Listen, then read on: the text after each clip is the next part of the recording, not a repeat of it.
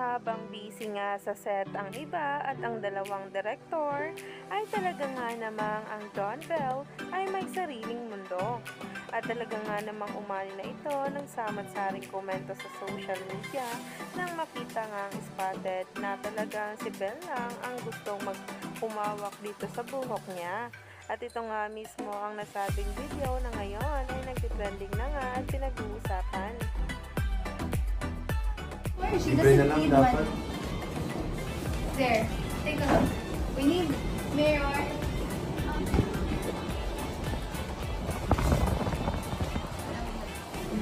Better? Ito naman. Yeah.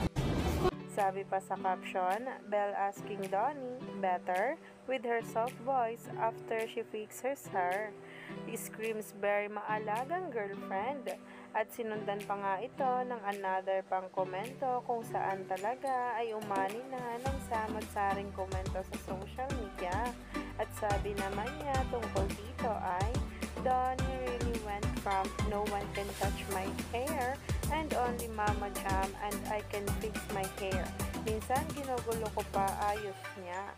Never to Bell freely fixing his hair without him complaining or making side comments. Girlfriend perks nga raw kung saan nga talaga si Belle Mariano ay naging hairstylist na nga nitong si Donnie. Grabe nga din talaga ang kilig matapos ngang i-upload ang nasabing video. Kaya naman, stay tuned lang tayo for more updates tungkol mismo sa ating Donnie Pangilinan at Belle Mariano na ngayon ay nagtitrending na.